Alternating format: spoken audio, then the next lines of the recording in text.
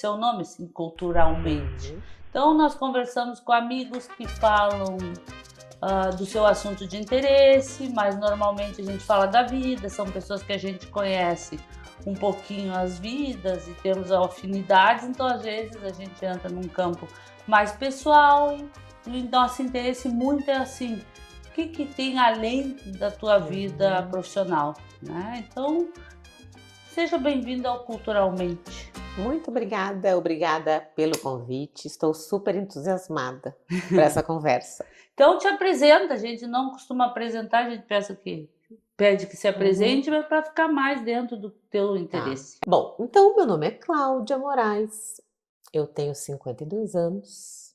Não sei porque que eu vou falar da idade, mas vou falar. Acho Mas não importante. parece. Mas acho importante porque vão vir questões depois relacionadas a isso. Sou mãe de 2 filhos, de 20 e 18 anos. Sou médica psiquiatra, médica 29, psiquiatra 27. Tenho consultório particular, sempre desde que me formei na residência, já atendo, né, no consultório até hoje. Já fiz mestrado na URGS sobre cronobiologia. Tenho formação em terapia do esquema, em sexologia clínica. Estou fazendo uma formação agora em psiquiatria da mulher. Eu coordeno o núcleo, né, de saúde mental da mulher da Associação de Psiquiatria do Rio Grande do Sul. Sou filha, sou irmã e sou uma pessoa cheia de vida. Que mais? Que mais? E pensando no mundo atual, né, Cláudia, como é que tu te situas nesse peculiar mundo que a gente vive, com uns climas às vezes surpreendentes, né? Às vezes parece que dá umas crises de ingenuidade no mundo, né?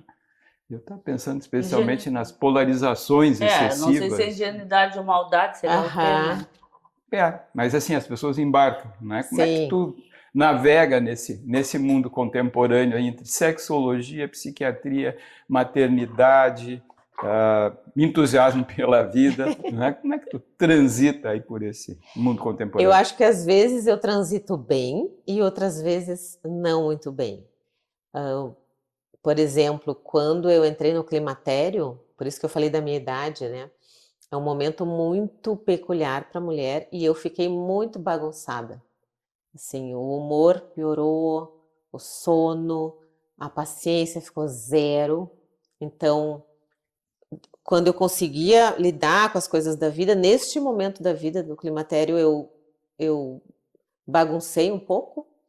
E aí, transitando, né, por N questões da vida, tanto polaridades como dentro de casa, relacionamentos, realmente foi uma fase bem complicada, bem difícil. De maneira geral, eu acho que eu transito muito bem pelas todas as tarefas que eu tenho, né, que cumprir. Mas eventualmente fica mais difícil. E aí eu acho que coisas que me ajudam, né, terapia, às vezes, né, o uso de medicação para dormir melhor, conversa com amigos, dançar, fazer coisas desafiantes para o cérebro. Eu faço musculação há 7 anos, fazer exercício físico, passear com a família, né, fazer viagens pequenas. Isso tudo eu acho que são pequenas fortalezas que eu sempre tento manter na vida, que é para aguentar, né? Isso é interessante, né, Cláudia? Que assim, às vezes a gente pensa, não, ou diz para os nossos pacientes, né, tem que cuidar disso, tem que cuidar daquilo, mas isso parece uma plantinha, né? A gente tem que ir atrás, a gente tem que buscar, porque assim, se nós não mantivermos contato com amigos, a gente não vai ter essa, né? Então, como é complicado isso, né? Porque é um exercício também, tu manteres essa rotina. E acho que isso que tu falou, a gente fala para os pacientes, só que a gente tem que fazer também, né? E para isso tem que abrir a disponibilidade, né? Então eu tenho que me dispor e dar energia para fazer isso, né? Tem que ser que nem academia. Eu não vou pulando de alegria para academia nunca. Em 7 anos, a minha personal que dizia: Claudinha, que bom que tu gosta, né, de vir. Eu não gosto. Quem disse que eu gosto? Ela, mas tu vem há anos. Sim, eu venho há anos sem gostar. Mas Disciplina. eu tenho que... E não é disciplina porque eu não sou disciplinada.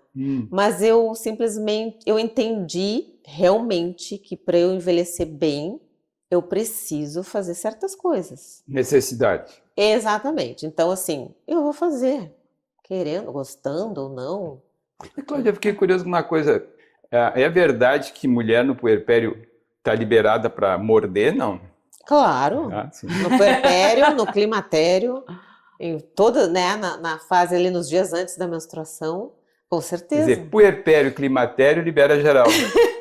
Essa é a verdade. Mas falando sério, as mudanças psicológicas são tão marcadas mesmo a ponto de ter de organizar a vida para conter as dificuldades? Tem ou cada lidar vez com elas? mais estudos, né, mostrando assim as alterações do cérebro nas mulheres no climatério e menopausa. Tem alterações cerebrais. É claro, o estrogênio é super importante, até para fazer serotonina, a gente precisa do estrogênio. Então, a gente perdendo estrogênio, o humor vai ficar péssimo. E assim, uma coisa que eu vivenciei e que os estudos referendam, né, que a gente fica mais ansiosa, mais preocupada com o futuro, mais deprimida, a paciência muito pequena. Então, assim, eu senti isso, né? Essas coisas de... E a sensação, né? E sei, eu passo por isso, né? Porque o Ah, climatério é? Não tinha notado aí.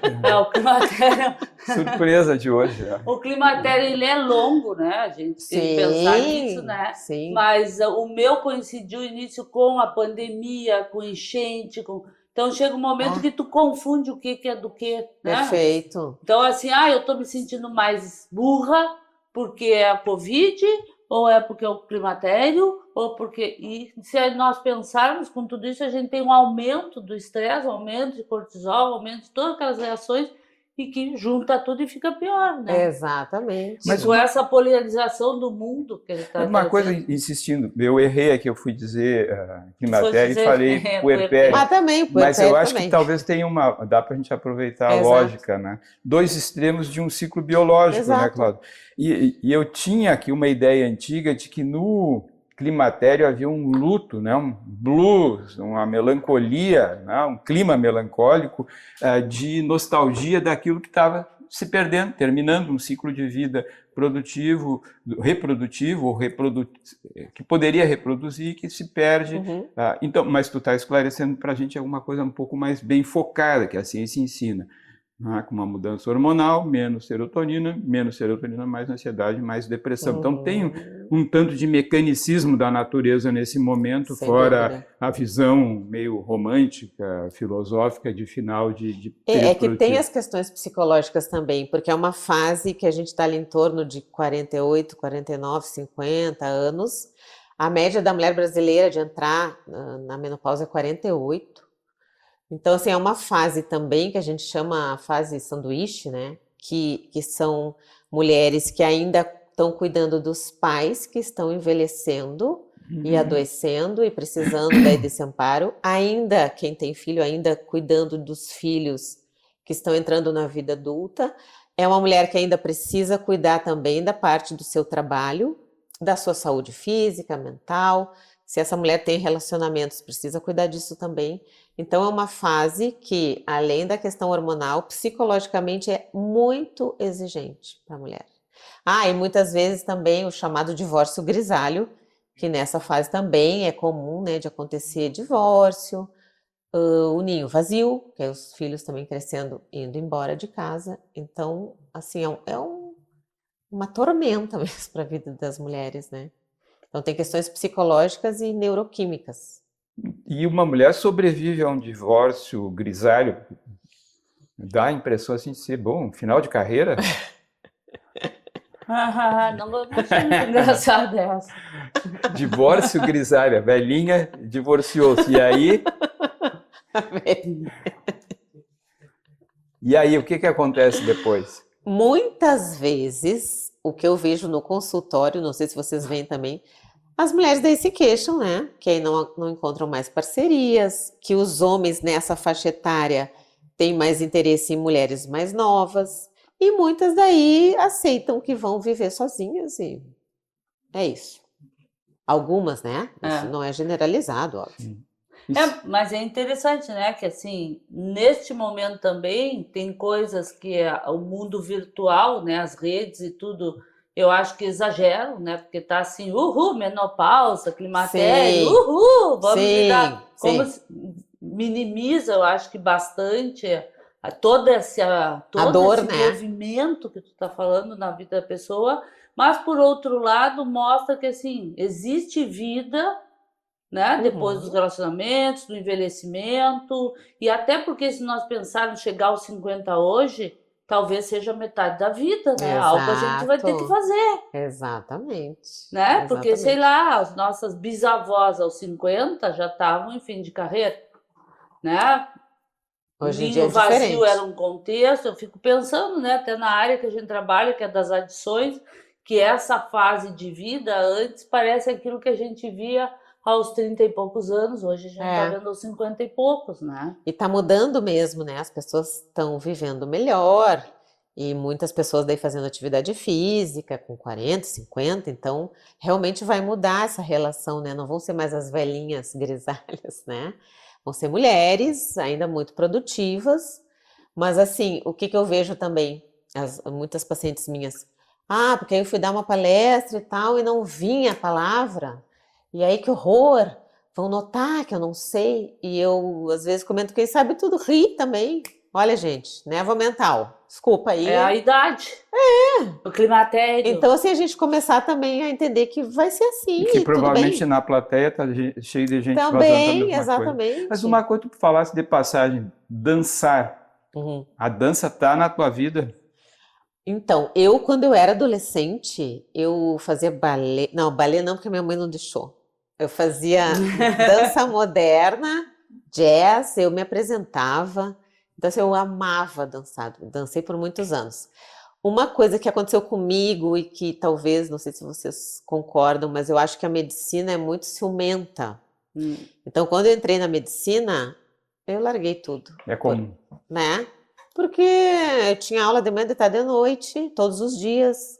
Ou tinha que estudar, eu tinha que estar na aula. Então, eu fui abandonando muitos interesses meus. Eu desenhava muito bem, dançava, eu abandonei tudo.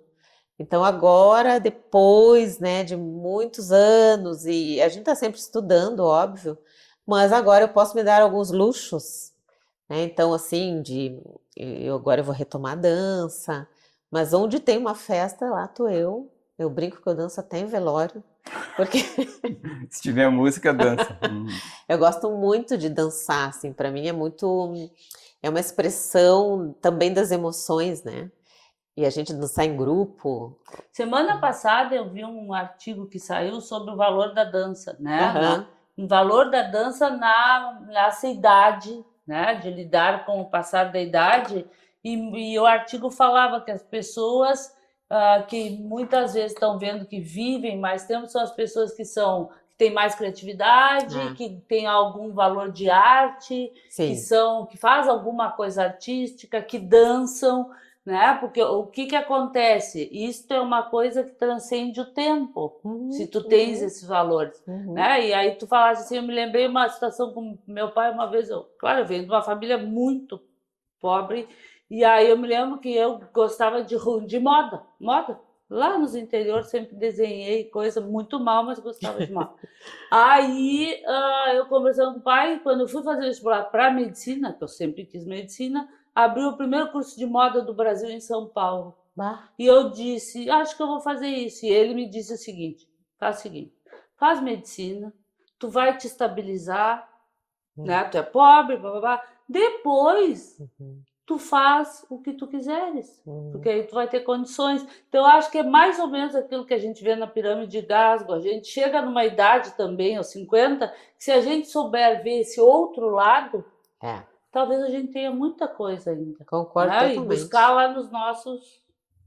Concordo totalmente. Coisas que a gente gostava, né, e que a gente dava valor para aquilo, a gente pode retomar a qualquer hora, né? Meu sogro, ele começou Tai Chi Chuan, acho que ele tinha 80 anos. Então, assim, sempre vale a Hum. pena começar. Até para o equilíbrio, para a coordenação motora, sempre vale a pena. Tava me lembrando quando tu falaste do balé que a tua mãe deixou dançar, né? Eu dancei balé até entrar na medicina. Tentei no primeiro ano de faculdade ainda manter, em outra cidade, não Aham, consegui, aham. né? Mas eu me lembrei de um filme coreano, um seriado, que é Bailarina. Ah, não vi. Acho que é Bailarina, sim. E é um senhor que está começando a ficar demenciado e ele sempre sonhou em ser bailarino. Aham. E aí o pai não deixava, imagina, a sociedade Uhum. coreana antiga. E aí ele conseguiu aprender balé, porque um rapaz jovem ajudou ele e ele realizou, ele dançou quando ele já estava demenciado, Ah, que né? legal. Quando já estava com sinais mais avançados. Aham. Então, pô, É muito legal. E também isso, né? Por exemplo, eu fiz uma aula de dança que aí colocaram lá uma música que eu não gosto muito do tipo, né? E aí fazia uma coreografia, e as pessoas iam para lá, eu vinha para cá. Elas vinham para cá, eu ia para lá. Mas assim, eu me tenho como alguém coordenada, tá? Mas já tinha uma coreografia pronta, que eu acho que é de TikTok, que aí eu realmente não sabia. Mas assim, como eu não sou perfeccionista, bom, Não te elas, inibe. elas vão para lá, eu vou para cá, tá tudo certo, né? Porque também tem a coisa de dar risada e de se embalar e de estar ali tirando sarro, né? Porque eu tiro muito sarro de mim mesma, né? Então, mesmo assim, foi muito Claro, gostoso. pensando no coletivo, né? Falasse, Uhum, né? Dançar em grupo coletivo. Te apresentasse aqui com alguns interesses que dizem respeito ao coletivo, né? uhum. Podia falar um pouco mais para a gente como é que tu transita esses vários eixos que incluem formação, mas incluem também um esforço pessoal diante da grande comunidade, né? Uhum. Como é que é a tua visão desse coletivo?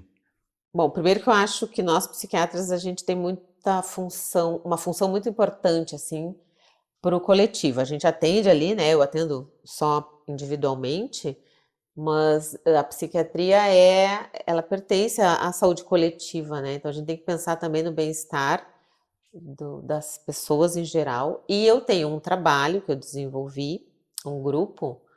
No dia 6 de setembro do ano passado, eu pensei, por que que não tem um grupo de médicas negras no Rio Grande do Sul?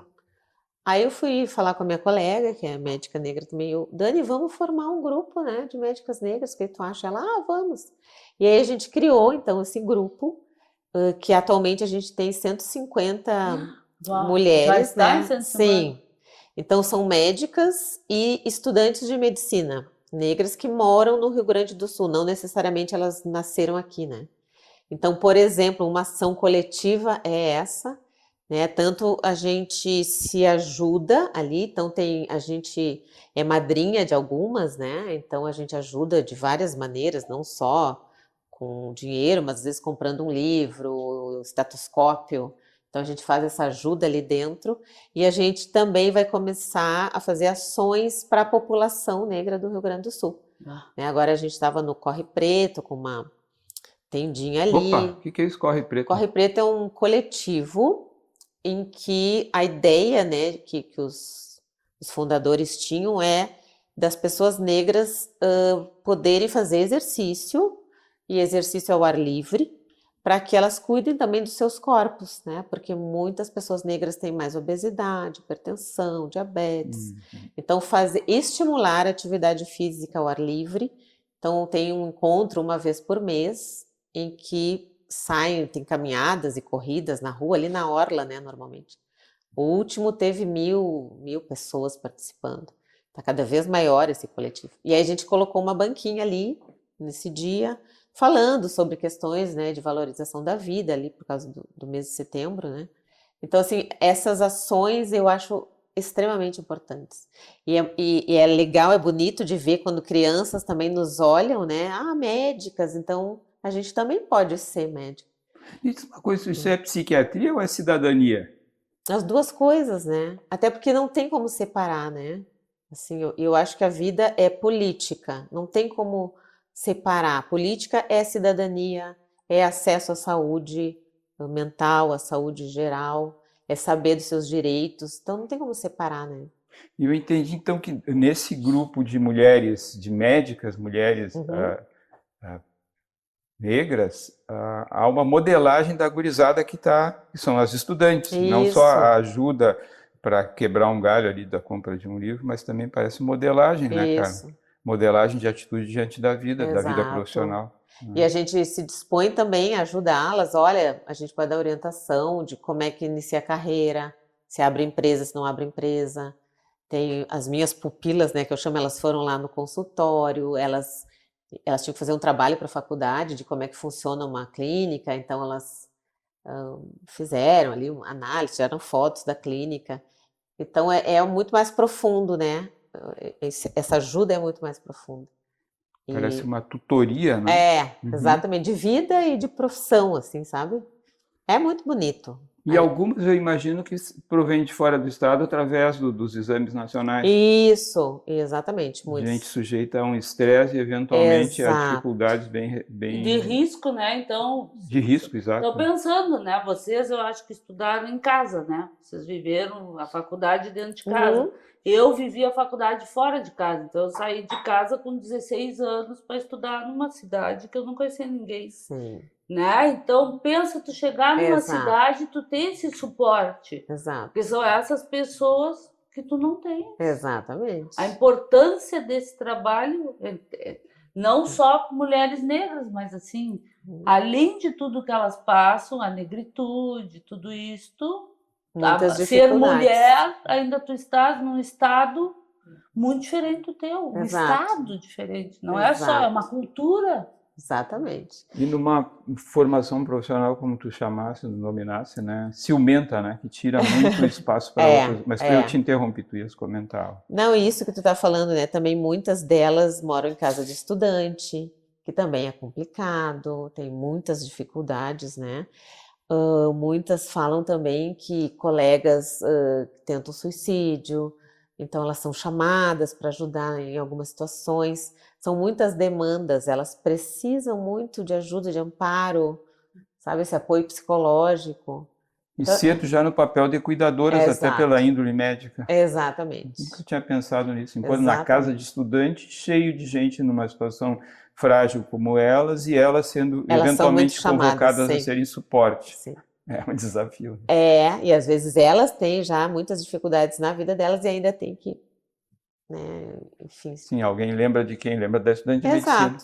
Exatamente. Isso é uma coisa interessante, né, Cláudia? Que eu tenho parado para pensar mais ultimamente. Acho que até para a gente superar e levar essa vida no meio, porque nós somos da turma que ainda eram muitos homens na medicina, né? A medicina é muito masculina, e a gente às vezes toma atitudes que lembram homens, porque a gente aprendeu assim, foi o nosso modelo e coisa e tal.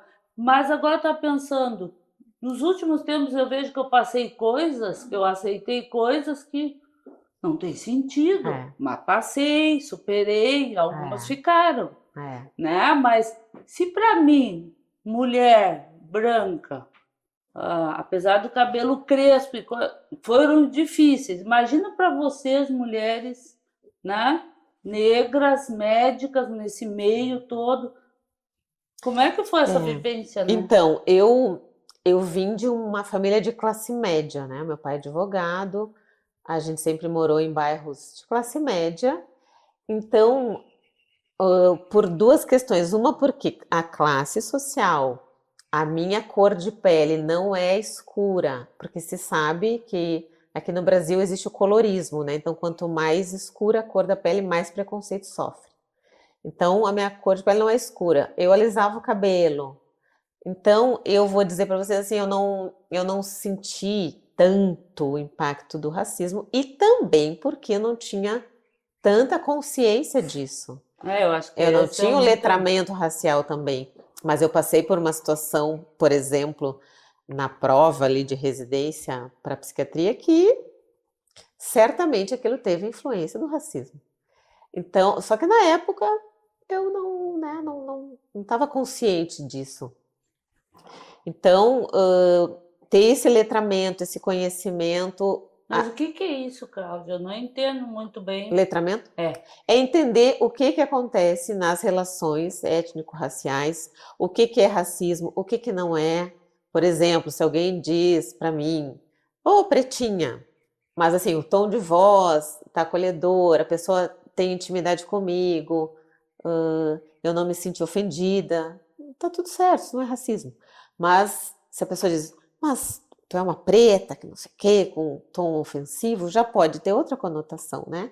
Então, assim, a gente precisa tanto saber onde que a gente está caminhando, com quem a gente está falando, o que está chegando até mim, de que maneira está chegando até mim, o contexto daquela expressão, e aí entender, bom, isso aqui foi racismo, porque isso aqui não aconteceria com alguém que é branco, por exemplo. Então a gente tem que estar atento a isso e estudar. Tem vários estudos mostrando, por exemplo, o impacto do racismo na saúde mental. Agora saiu um estudo feito pela URGS, né, do declínio cognitivo que acontece em pessoas que sofrem racismo. Sim, é trauma, né? Trauma, Trauma, exatamente. retrauma. E trauma desde muito cedo, né? Desde a Desde infância. criança, né? A gente vê, às vezes, né, professoras falando coisas para as crianças, coisas racistas, né? Então, assim, desde cedo, é óbvio que vai trazer transtorno mental, vai causar mais depressão, mais reação ao estresse, né? Então, Sim, vai levar mais para as drogas, vai levar todos os índices. exatamente. Então, a gente precisa saber disso. Mas sabe uma coisa que eu sinto, né, Carla, quando eu converso assim contigo, claro, a gente se dá muito tempo, é quanto eu não sou educada para isso, Sim. sabe? E às vezes eu fico, claro, contigo eu me dou o luxo de poder perguntar para alguém que vai me explicar, né, e vai entender que eu realmente não sei. Isso. Porque às vezes quando eu pergunto, eu vejo que as pessoas assim ofendem por eu perguntar. Sim. E eu não sou educada para isso. Exato. Então, se não me educarem, não me informarem, como é que até eu vou passar essa informação? Vou educar outras pessoas? Claro, é que assim, tem uma linha, talvez de algumas pessoas do movimento negro que diz, eu não tenho que educar ninguém, vocês que têm que ir atrás, né? Vocês que vão ler. Ok, eu não tenho essa postura. Eu acho bom a gente conversar e eu não me importo de falar disso, de explicar. E tem coisas que eu também não sei, vamos ver junto. Eu não me importo, assim, realmente, né? Mas algumas outras pessoas têm isso, entendeu? Eu não sou eu que tenho que te explicar, vai atrás. Porque como se eu tivesse que nascer sabendo, eu não sei disso, né? Claro, hoje a gente tem muitos livros, né? Os da Djamila Ribeiro, por exemplo, são maravilhosos, né? São Livro de quem? da Djamila. Djamila. Djamila Ribeiro. Tem o Manual Tem que botar, Antirracista. então, vamos botar no... Isso, o Manual Antirracista é um livro pequeno, assim, básico, muito bom, né? Então, claro, hoje em dia tem muita literatura que as pessoas podem ir atrás para se informar. Mas eu, por exemplo, acho ótimo conversar e eu não me importo, acho importante, né, de a gente conversar sobre isso.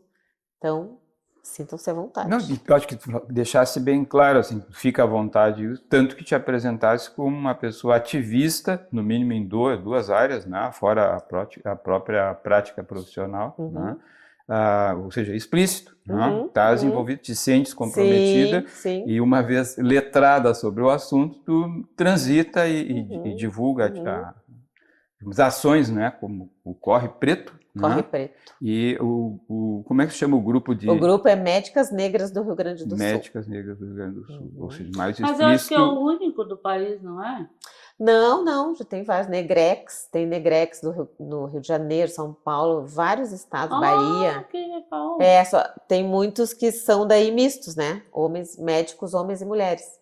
O nosso é só de médicas mulheres, porque eu puxei aí pro meu assado, que eu, né, como sou do Núcleo de Saúde Mental da Mulher, estudo sobre saúde da mulher, eu... Puxou pro lado das mulheres. Mas tem vários no país. Mas isso é cada vez mais importante, né? Porque tu estava falando agora que vocês estão fazendo não é um movimento, mas vocês estão preparando um núcleo para a sociedade de psiquiatria, para apresentar a sociedade de psiquiatria sobre... Justamente é um grupo de estudo sobre essas questões étnico-raciais, não só da população negra, né?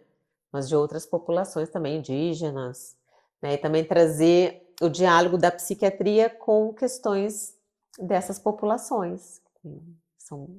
Acho que esses diálogos são bem importantes e trazem, né, a público questões, por exemplo, como o impacto do racismo na saúde mental, que é de extrema importância para todo mundo saber.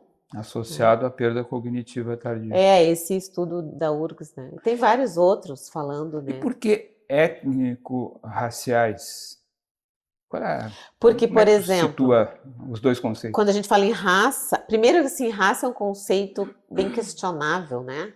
Assim que a medicina criou há muitos anos atrás, aí trazendo que pessoas então com pele mais escura tinham os lábios desse jeito, o nariz desse jeito, o corpo assim assado, que então esse conceito de raça é bem questionável, mas ficou, né? A medicina teve um grande papel, inclusive, de perpetuar o racismo, né? Trazendo que então negros teriam mais atrasos cognitivos, por exemplo, junto com a igreja ali, né? Isso para fomentar e também perpetuar a escravidão, né? E o tratamento desigual. Sim, é o uso político, Isso. né? A segregação política. Isso. Hoje eu acho que isso acontece com as drogas, tá? Sim, é uma outra questão, né? Bem interessante. Enfim, ainda hoje, então, se fala em raça, né? Então, tem questões de raça, negros, asiáticos, indígenas, brancos, hispânicos, e tem as questões ou étnicas, que são, assim, relacionadas a toda uma cultura relacionada àquela raça. Então, por exemplo, religiões de matriz africana, determinados tipos de roupa, ou jeito de falar, isso, então, associado com aquela raça. Então, por isso que se amplifica falando, né, questões étnico-raciais. Raça mais para biologia, talvez, Isso, grosseiramente falando, grosseiramente e falando. etnia para a cultura. Acho que a isso. gente vê como o sexo, né? Porque na medicina a gente agora tem o sexo e tem o gênero, né? Isso, é. Então o sexo é o biológico, porque aí Biológico. tem questões que ligam a parte biológica mesmo, hormonal, e aí vem Isso. todo um contexto. E o gênero parece mais essa linha A identidade, étnico, a né? identidade, Identidade, a cultura, Isso. né? Parece que é isso. Então, para pesquisa a gente precisa do sexo, mas também precisa entender a parte cultural, né? Que Isso. hoje... Uma coisa que tu falaste que a academia é obrigação, né? Não é exatamente por prazer, mas uma obrigação de manutenção do corpo. E essas ações, isso é obrigação ou é daí deleite, sei lá como chamar, é prazer? Eu vejo das duas maneiras, né? Acho que não me sinto obrigada, mas assim, eu me sinto... Obrigação, correto? me sinto um tanto responsável, já que eu sei, por exemplo, né, de todo o impacto que o racismo traz na vida das pessoas.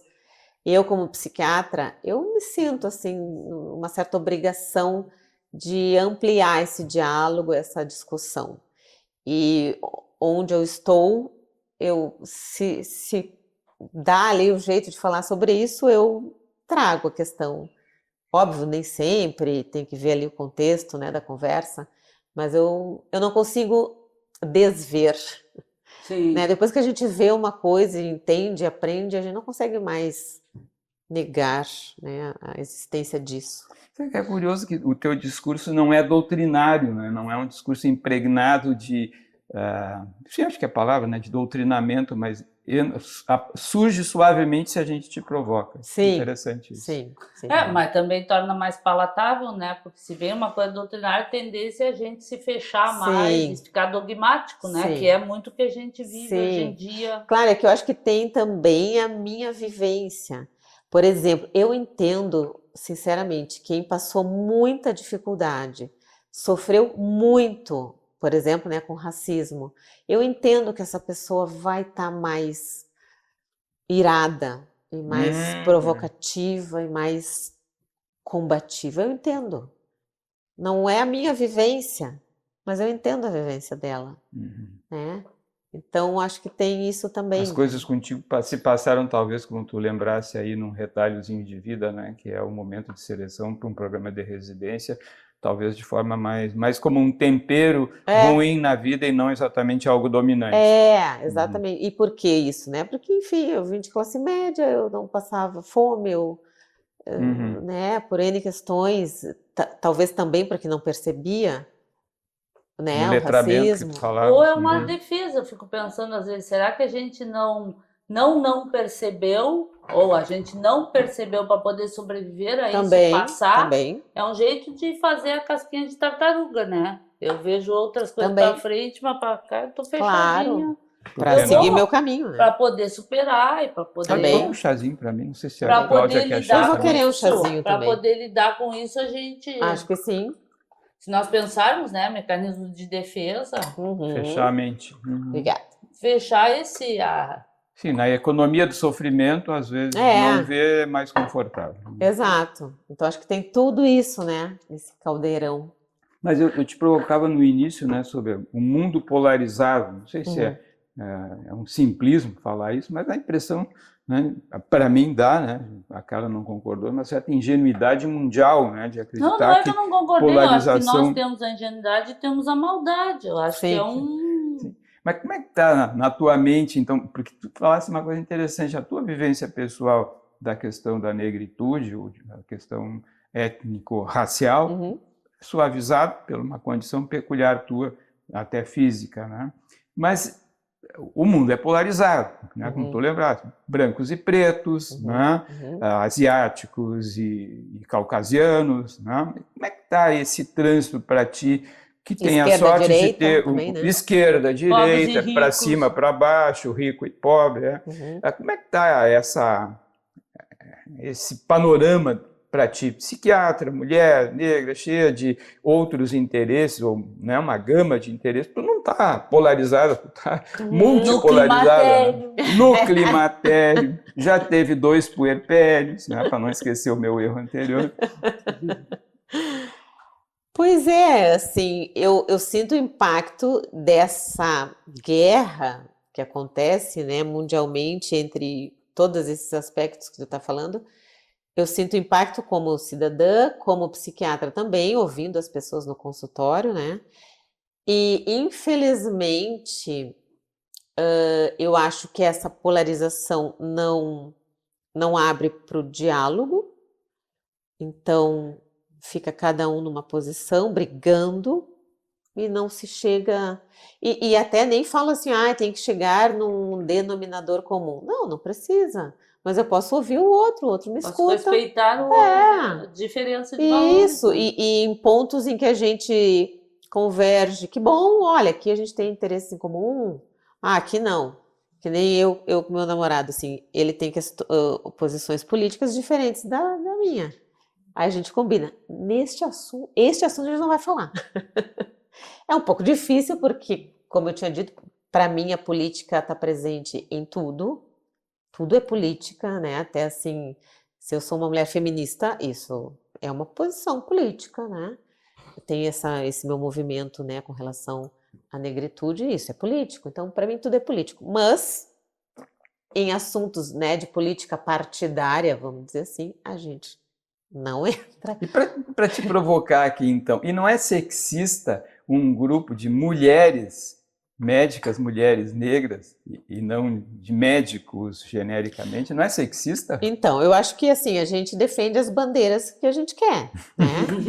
Eu, neste momento, quis defender esta bandeira. Sim. Por quê? Porque a gente sabe que as mulheres sofrem mais preconceito, sofrem muito mais com N outras questões, inclusive biológicas. Na medicina também, né, tem especialidades que são mais masculinas, que já se escolhe mais homens. Então, assim, na medicina tem muito sexismo, na vida em geral. Então, eu quis estimular... Nós continuamos ganhando menos. Ganhando menos. Então, assim, sim, vamos olhar para as mulheres. E às vezes dizem, mas vocês gostariam que existisse um grupo de médicas brancas? Eu sempre digo, gente, isso já tem. Gostei da resposta. Já tem, né? Vocês já estão super bem, vocês já estão dominando o mundo. Deixa a gente se ajudar um pouquinho. Então, não é porque... Não é racismo reverso. Primeiro que isso nem existe, né?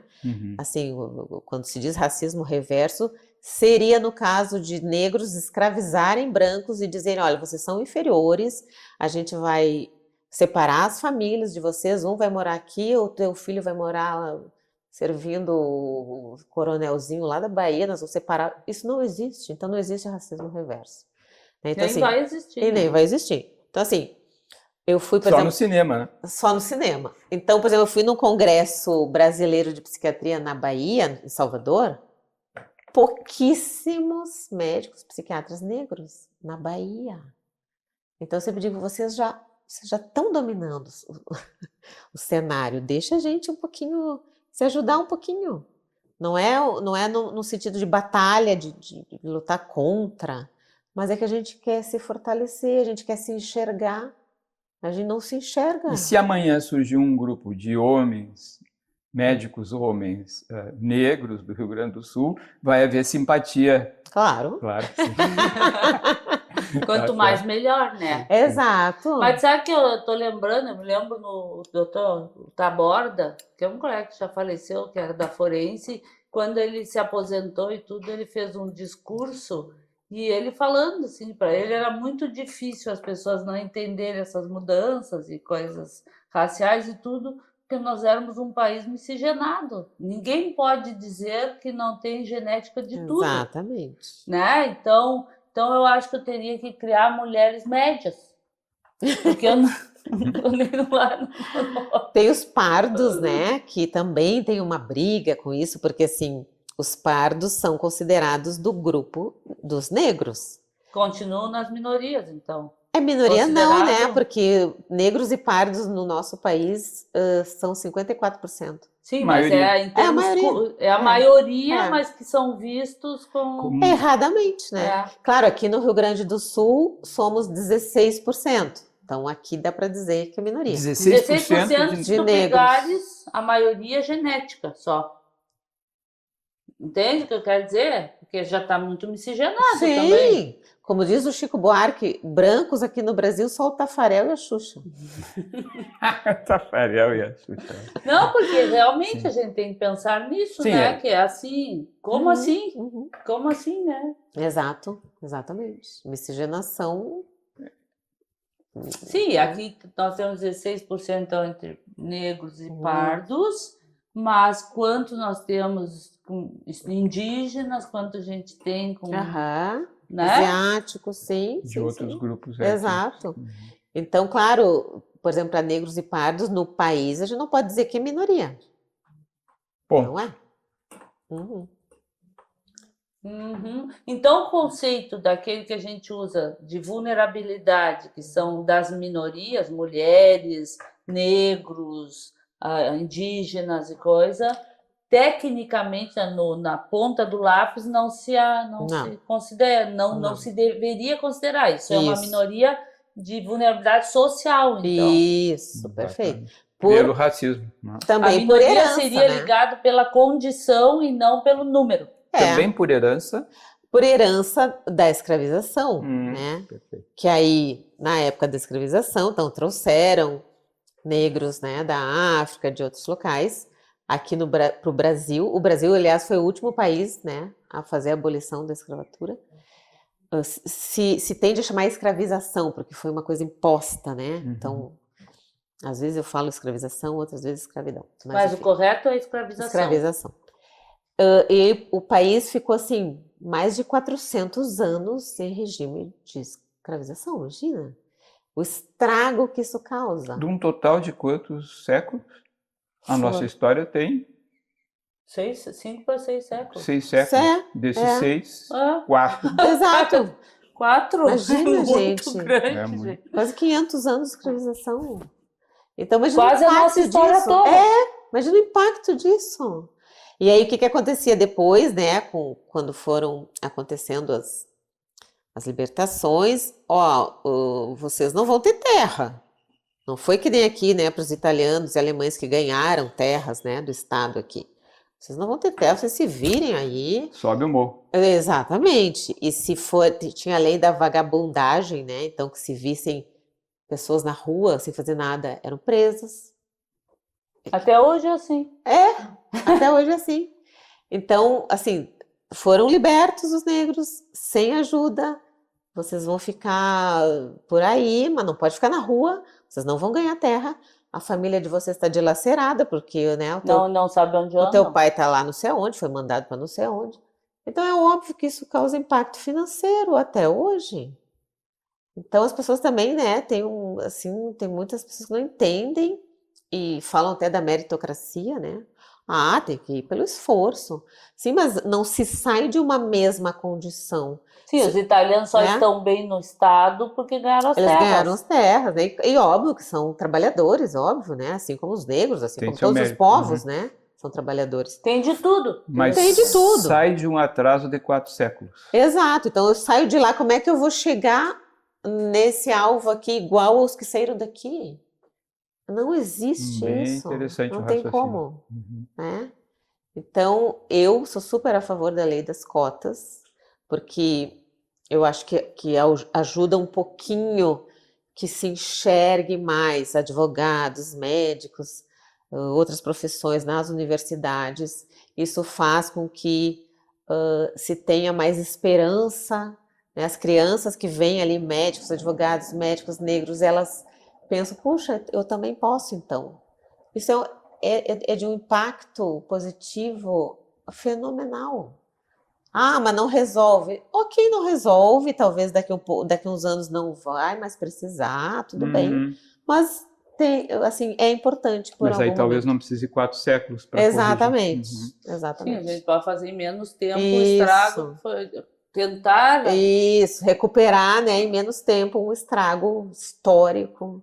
Exatamente. Muitos. Bom, se a gente pensar, então, atualmente a gente está com quase 80%, 75% do tempo do Brasil foi com a Escravização. Isso, Escravização. exatamente. Não tinha essa E como é proporção que em tu mente. vê isso, Cláudia, com os teus filhos, assim? Porque eles também são decorrentes dessa... Como é que tá a lida com isso? Porque a gente sabe, assim, tem bullying, tem isso, sabe? Eu não sei se antes a gente era treinado em casa para lidar com bullying, mas hoje, ou o bullying hoje é muito mais... Eu não entendo bem ainda Eu acho que tem várias questões. Eu acho que a gente, na nossa época, a gente sofria bullying também. Só que não tinha esse nome e não se falava disso, a gente aguentava, né?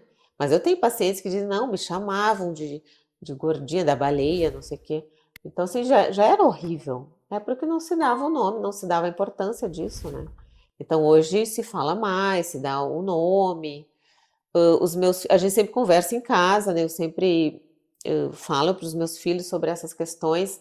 Claro que como eles têm pai branco, mãe negra, eles também têm características físicas de miscigenação.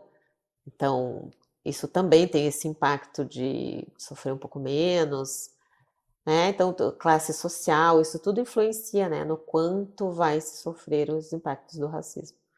E eu sempre estou atenta ali, né? Minha filha ainda está na escola. Filha, como é que tá? Alguma coisa na escola? Eu sempre, né, estou em cima disso, né? Porque isso é uma coisa interessante, né? Porque isso também faz parte dessa evolução e da recuperação do tempo, que é essa miscigenação. É poder, né? É poder tu miscigenando, daqui a pouco a consciência também vai junto com isso, né? Porque teus filhos já vão ter uma vivência diferente. Pai branco, mãe negra, mas também eles estão expostos a isso tudo, né? Claro. Por isso que a gente tem que estar sempre atento aos filhos, participando e almoçar junto. E a consciência está mais aguda, né? Como tu lembrasse no passado, eu estou pensando na minha vivência de aluno de escola, né? O bullying era liberado. Exato. Né? E durma-se com esse barulho, né? Era assim e pronto. Né? E algumas pessoas a gente via, sofriam especialmente, eram objeto de chacota e hoje, cara, bullying agressivo. Exatamente. Era um ambiente muito agressivo. Exato. Escola né, um ambiente agressivo. Ali começam, assim, grandes amizades e também grandes sofrimentos, né? Muito sofrimento. Né? Muito e às ódio. vezes de não se enquadrar, né? Eu lembro uma situação, digamos, prototípica, assim, né? De um colega da escola que era objeto de bullying de um outro, que ficava, a gente chamava, ficava alugando ele, provocando, e ele avisando, para com isso, para com isso, para com isso. Até que um dia o sujeito né? Se irritou especialmente e deu um nocaute no cara. Deu um gancho de direita lá, sei lá, o que deu, o cara, pum, caiu no chão. Nunca mais bullying. Mas assim, um método tão selvagem quanto o do bullying, né? Mas naquele ninguém mais fez bullying. Exato. Né? E aquele cara fazia o bullying e os outros faziam o coro. Né? Todo sim. mundo ria junto. Claro, né? claro. Então, a violência certamente não é o caminho para regular as relações sociais. Né? Mas aí fica o conceito atual, né? A bullying é extremamente violento. É uma agressão profunda, estigmatizante, marcante, talvez bem definidora mais até que a agressão Exatamente. talvez mais que um soco na cara. Exatamente. Né? Porque tu todo dia dizendo tu é menos, tu é menos, tu é menos, tu é menos. Isso. Bom, me dá um soco que talvez seja melhor para mim do que... Não estou dizendo que é o correto, tá? Sim, mas estou dizendo assim, a agressão subliminar que a gente percebe, exatamente, o dano ele é tremendo. Às vezes se considera uma reação dessa como uma defesa, Sim, eu acho que foi. E né? o grupo todo considerou legítima defesa. Legítima defesa. E todo mundo baixou, corrigiu o tom de todos em relação àquele sujeito. Mas eu passei por isso. Tinha um colega, eu era no ensino fundamental, ele implicava comigo todos os dias, falando da minha cor. Aí eu tenho um irmão mais velho, eu disse, Edu, olha só, aquele guri todos os dias implica comigo, Edu, deixa pra mim. E aí meu irmão foi lá e deu junta nele, deu uma consciência para ele. Olha, botou no cantinho do pensamento. Santo remédio. Não, mas é que às vezes, né, a gente tem que tomar algumas atitudes assim para a coisa mudar. Bom, nós talvez possamos, com a evolução, resolver isso num bom diálogo. Mas, cara, a gente volta então para o ativismo da Cláudia, né? Então, é um conjunto de ações que tu incorporasse à tua vida, né? Que propicia a chance, quem sabe, de um grupo bem mais amplo do que uma relação dura que tu tivesse lá na escola, ou lá no momento da seleção para a residência médica em psiquiatria, né? E que tu multiplica esse teu esforço com o eco, né? Que tu encontra nos iguais, e a gente vê, bom, isso é cultura, né? Isso é um conhecimento civilizatório. Né? Então, um recurso é a porrada, o outro é o processo civilizatório.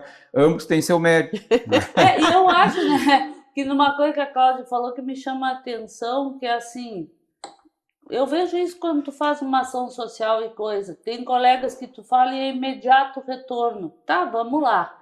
Tem colegas que tu fala, isso não é um problema meu. Né? Eu me lembro uma vez conversando na vida social, assim, com um grande empresário, e aí eu disse, mas o que a sua empresa está fazendo, né? Isso não é problema meu, eu pago imposto, eles que o façam. Né? Então fica muito, e acho que até essa polarização serve para isso. Né? Eu cuido do meu mundinho. Então eu acho que no momento que a gente dá esse exemplo, eu sempre digo assim, eu fui de aluna pública, escola de faculdade pública, mas a gente tem essa relevância social e a gente tem que fazer. E os estudos mostram, as pessoas que têm mais solidariedade, mais empatia, né, elas conseguem fazer mais mudanças.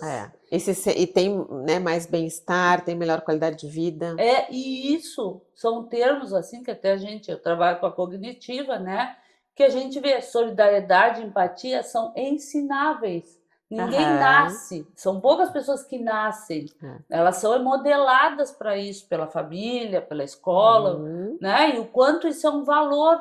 No momento que tu fazes isso, tu tá dando um modelo de solidariedade, de empatia, de suporte social e de compromisso social. Né? Tu vê, assim como o escravagismo e seus desdobramentos culturais também é algo que foi infundido num determinado momento histórico, né? E na população, de forma que veio ser incorporado na cultura, para ser mudado outro processo cultural. Então, ações culturalmente focadas, civilizatórias, me parece que contribuem para mudar o rumo histórico, né? Por exemplo, do escravagismo e seus desdobramentos na forma de racismo. Né? Exato. Mas é interessante isso, né? Da gente pensar assim que a representatividade do médico, né, da médica mulher, da médica negra e de todos os vieses que a gente tem. usando algo que é do nosso interesse para melhorar a nossa cidadania, tá bom se cada um de nós fizesse um pouquinho disso, né? Exatamente. Nós temos a Miriam, que é a nossa amiga, que ela está usando a religiosidade dela para Isto. melhorar. Então, se cada um de nós Uhum. fizer um pouquinho, nós vamos ter uma sociedade melhor. E como vocês estão falando, eu fui por essa linha porque é da minha vida, né? Sou uma mulher médica negra. Então, bom, eu vou pegar essa minha questão e vou ampliar e fazer ações que alcancem a população que está ali ao meu redor, né? Sim, é uma E dali pedrinha pode na sair água, uma né? outra. Exato. E aí é uma ideia, né? Daqui a pouco outra pessoa faz outra coisa. Quanto mais tivermos, melhor. A gente está mexendo na cabeça das pessoas. Sim, quanto maior o conjunto de ações, maior a chance dessa cultura ser mudada. Isto, exatamente. Mais diversificado. Exatamente. Eu costumo brincar e até dou eu dou uma aula sobre isso e coisa que assim, o quanto nossa responsabilidade também em consultório é melhorar o cidadão e não só tratar o paciente, né? Porque Perfeito. a gente tem que ter noção de cidadania. Eu concordo. E a gente só vai conseguir isso, como tu disseste. Se eu digo para fazer exercício, faça exercício. Se eu digo para ser solidário, seja solidária. Né? Já há muito tempo a gente saiu daquela postura da neutralidade que os antigos psiquiatras tinham, né? Que é assim, cara. Sabe que nesse sentido, agora, não sei se eu estou misturando as coisas, me lembrei dos grupos de autoajuda ou de mútua ajuda, né? Alcoólicos Anônimos, como Protótipo, Narcóticos Anônimos, Amor Exigente, que eu acho que são grupos muito preocupados, está intrínseco, né? Nos 12 passos, né? A ideia de cidadania, de compromisso com o coletivo, consigo, sem dúvida, e com o coletivo. Então, e eles têm também isso de apadrinhamento, né? Exatamente. Uma tutoria para a mudança de vida, mas são projetos ambiciosos, né? De uma mudança geral de atitude de vida, né? Para consigo e para com o ambiente, para com o coletivo. Então, não é inédito, né? Ou seja, está dentro da nossa cultura, está disponível na nossa cultura, essa índole, é só acionar, tanto é que são 1000 e quantos pretos que correm? Tem 1000, o último encontro foram 1000. Então, uma iniciativa que tem quanto tempo? Um ano. Um ano. Também. Não, e pensa bem, né? Que bonito esse coletivo que é Corre Preto. A gente associa o que ao Corre Preto antigo? É uma mudança de paradigma. Exatamente, que era correr da polícia, né? Corre Preto. Tem um problema com os pretos que saem correndo, porque eles são as vítimas. Isso. São os culpados. E é lindo de ver, gente. E a gente aqui, todo mundo de preto, assim, de preferência, né? É muito lindo de ver na rua, aquele coletivo, sabe? Tem gente que aplaude quando a gente passa. Assim. Expressão de 16% da comunidade. Exatamente. E tem de várias idades, e tem o Corre Pretinho, que é para crianças também correrem. É demais. Não, e dá uma coisa de pertencimento, né? Eu tenho um grupo. Antes a gente separava. A gente, porque eu devo ser dessa colonização também, né? Isso. Então, assim, a gente separava as famílias. Ali a gente une e dá representatividade e dá importância. E se enxergam. Eu pertenço. Isso é bem importante, né? Essa sensação, autoestima, né? De pertencimento. A gente sabe, né? Como psiquiatra, a gente sabe o quanto é importante isso. É verdade, né? E quanto tu acha, Cláudia, que te ajuda nisso tudo, assim? Porque tu és uma pessoa que eu poderia dizer, assim, pelo pouco que eu conheço há algum tempo, é uma coisa do lado mais positivo, tu tem essa alegria, que é uma alegria que contagia, né? Quanto isso tu acha que ajuda nisso tudo? Eu acho fundamental. Se eu não fosse assim, eu certamente me impactaria muito com a dureza da vida, né? Porque a vida é muito dura, a vida de adulto é difícil. Então, se a gente não tem essas, né, que eu chamo essas pequenas fortalezas, eu acho muito difícil ter uma vida que a gente sinta como digna, como minimamente satisfatória. Quer dizer, o enfrentamento traz suavidade em vez de trazer amargura. Para mim, sim. Eu gosto muito assim, né, de olhar para as coisas e isso estão com problema, então vamos lá, eu vou me debruçar sobre aquilo. Não sei se vou fazer certo, fazer errado, mas eu quero olhar para aquilo, eu não vou fugir do que é meu. Eu pego com as duas mãos o que é meu. E a propósito de enfrentamento ou de tocar em questões delicadas, a gente transitou, né, por inspiração minha, né, do puerpério para o climatério. E tu falasse lá na tua apresentação que tu também desenvolvesse conhecimento em sexualidade. Como é o lugar profissional ou social, enfim, que lugar ocupa hoje, então, essa temática aí? Que também na é Cláudia? outro tema, né, bem importante. Eu também senti a necessidade de abordar esse tema com os pacientes, porque muitas vezes, mesmo nós da área da medicina, da psiquiatria, a gente não aborda esse tema com os pacientes. E muitos, o que eu noto? Muitos, só de eu perguntar como é que anda a vida sexual? Bom, tem muitos que me dizem, nunca ninguém me perguntou isso. E às vezes vem questões ali, né, de muita dificuldade, de muito sofrimento, e a pessoa, né, estava precisando dessa ajuda nessa área. Então, assim, esse curso de sexologia me ajudou a olhar para esse mundo, não ter medo de perguntar, não ter medo de falar disso com os pacientes. E claro que eu uso também na minha vida, com amigos, mas também muito no consultório. Então, é mais isso, né, é uma área da vida que muitas pessoas não perguntam para os seus pacientes e eu também não quero fugir disso, eu quero poder perguntar, a gente poder falar sobre isso. E se eu não souber o que fazer, não tem problema, eu posso só ouvir a pessoa, né? Eu posso dizer para ela. Vamos achar alguém que nos ajude. Isso. Né? Ou seja, na tua opinião, então, pondo palavras na boca, a divorciada grisalha tem vida sexual? Sem dúvida, sem dúvida.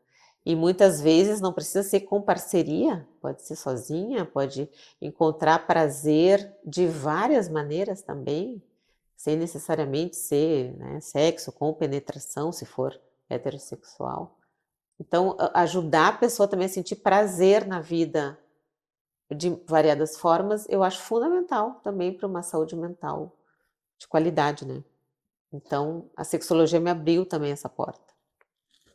E eu acho que é uma coisa que cada vez mais a gente vai ver, né? Sim. Porque antes nós tínhamos no climatério as vovozinhas, agora a gente tem mulher que vai viver mais 40, 50 anos, homens que viverão mais 40, 50 anos. E muitas vezes até melhora, né, a nossa relação com a sexualidade, com o corpo. A gente fica com a cabeça mais aberta. Os mitos, né, do desenvolvimento caem. todo. Então, essa afirmativa, eu gostaria que tu repetisse. É verdade que pode melhorar? Sem dúvida, porque quando a gente envelhece, no mínimo a gente tem que envelhecer com sabedoria, né? Para valer a pena. Então a gente se conhece melhor, a gente sabe o que funciona, o que não funciona. Não, isso aqui tu nem faz, porque isso aqui não... Vai perder tempo, vai perder tempo. Isso aqui não vai ajudar. Né? Eu gosto assim, como é que é para ti? O autoconhecimento, né, da gente grisalho, meu Deus do céu. Sim, então não por ter passado pelo envelhecimento do aparelho reprodutor, mas sim por fazer a vida de forma madura. Então, evolução para a maturidade. Pode coincidir maturidade com climatério. Exatamente. Isso aí. Porque me vem a imagem do climatério da mulher coquete, né, procurando evitar aquela condição, reagindo, né, de uma forma às vezes pueril, né, colorida, infantilizada até. Sim, tem muitas que, né, ficam... Vira guriazinha fora de época. Mas, por exemplo, virar guriazinha. Uma mulher que tem 50 anos, 60, ela não pode usar mini saia? Isso é virar guriazinha? Para mim, ela pode, né? Sem necessariamente... Desde que esteja adequada, né? Assim que fique harmônico. Estou pensando em moda assim, né? Eu acho que pode tudo, né? A questão é, eu quero ser uma guriazinha, eu tendo 52 anos? Bom, isso está inadequado, né? Tira o cavalo da chuva. Eu tenho 52, é isso. E, por exemplo, muitas vezes dizem, mas tu nem parece. Tá, assim, eu entendo. Ali, né? Eu entendo que é um elogio, mas assim, tá tudo bem eu parecer com 52, né? Porque eu tô bem, eu gosto da minha idade, eu brigo com a minha idade também, né? porque eu me vejo agora, né, ladeira abaixo, então eu também, Esquecendo palavras né, no meio de esquecendo uma palestra. palavras, né? A pele não é mais a mesma, o sono não é mais o mesmo, o humor não é mais o mesmo, então são muitas mudanças, é muito difícil. Mas eu gosto muito mais da minha maturidade hoje do que quando eu tinha 20 anos. Tem todos esses problemas, mas só tu não tens todas aquelas autocobranças É. que tu tem e os mitos que tu passas para ti, é um alívio. É um alívio, é libertador. Sem Então a gente É. conversa, né, com a Cláudia, pessoa multifacetada, né, em harmonia com essas múltiplas facetas, transitando com suavidade, né? Como tu lembraste, privilégio, né? Classe média, o pai advogado, a mãe junto, né? Irmão junto, transitando por onde outros pretos transitaram com muito sofrimento, mas empática com quem transita com mais dificuldade. Isso aí. Adorei a conversa, muito bom. Eu acho que é importante também da gente poder trazer coisas que nós não conhecemos, ou que, né? E a gente precisa educar as pessoas. Eu me sinto assim, sabe? Eu aprendi coisas contigo que eu não sabia, ou que eu não tenho acesso, até porque, se eu tiver aqui um paciente, alguma coisa que me leve a estudar e coisa, mas não é uma coisa natural, eu não aprendi isso, né? Então, eu defendo isso. Né, da gente poder aprender, alguém vai ter que me ajudar a aprender. Acho que eu não sou uma pessoa que aprendo lendo, eu aprendo quando as pessoas me ensinam, na conversa. Se a gente te pedisse, então, com tua experiência, um recado para as jovens estudantes de medicina, jovens médicas pretas, que dariam um toque, assim, se fosse o caso, nesse sábado de manhã aqui? Eu acho importante que elas entendam que elas estão numa caminhada que para muitas é difícil, mas é um caminho que vai levá-las a uma vida melhor, né? Uma, porque a carreira médica ainda é muito boa, se tem emprego, né? O recebimento, né, do salário é bom. Então, assim, é um caminho muito bonito. Fora que, né, eu gosto muito da medicina, da psiquiatria. Então, é um caminho bonito e que vai levá-las a uma vida boa.